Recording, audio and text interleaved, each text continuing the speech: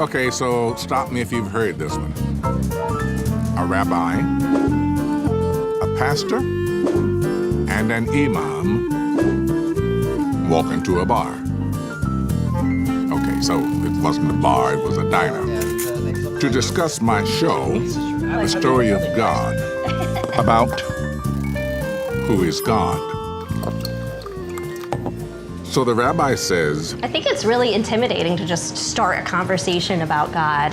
Who is God, or where is God, and how these questions are related to each other. In the Christian tradition, God Almighty is the creator of all things. And what about Ture? Who is God for Ture? God is literally my friend. He's my inspiration daily. He's my counselor. It's kind of funny saying he, because we know God is without sex, but he's my everything. I think one important understanding within Judaism is that faith in God is not a requirement to be a Jew.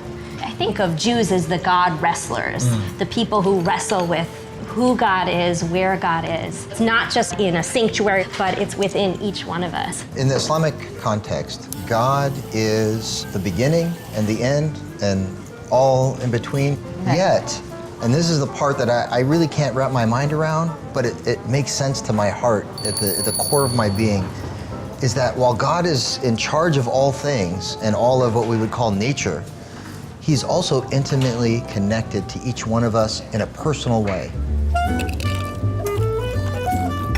Sometimes God speaks to us in the still, small voice, and that can, in some ways, be even more effective than the loud, booming voice. It speaks of this sensitivity that we have to God's voice, and so I just believe that we got a nose, we got eyes, we've got hands to touch, but there's also something that God created within us on the inside that allows us to perceive distinct instructions. God doesn't have actual hands in the world, so we can use our hands to do God's work in the world, and that's one way that we can find God. God is found in the effort to help out someone in need, to stand up for justice in society and for the down and out and the voiceless. There's a way in which you can connect to God.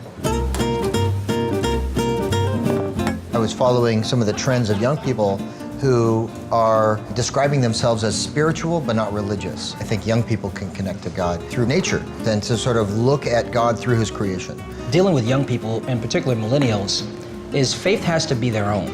It can't be their grandma's faith, it can't be their pastor's faith. And for a long time, in Christian faith, we were afraid to give them permission to wrestle. I think we should encourage people to ask the challenging questions, the big questions, and see what settles in their minds and their hearts. I agree, because we're given this gift of curiosity, and that's really a very unique characteristic to human beings. And the way we use that curiosity is one way of interacting with our Creator to try to understand the world and who is God or where is God, and answering those bigger questions. Sometimes if we approach people in terms of godliness instead of God, it's easier to relate to other people. Because if we all were created in the image of God, then that means that any individual that I run across, regardless of what their belief is or philosophy, I'm going to be able to find a little bit of God in them. Religion, when done right, is spirituality with a little bit of discipline. Right. I wonder if we substitute the word practice for discipline, that's a relatable word to people. I have a yoga practice. I practice basketball. I practice playing the clarinet.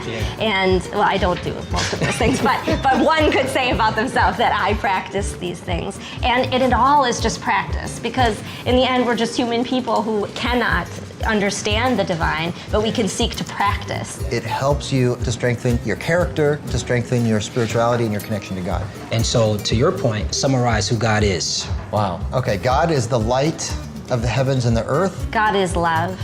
God is in me, and God is in you. God is hope, and He is bigger than anything we can ever fully describe. He's large and in charge. You just got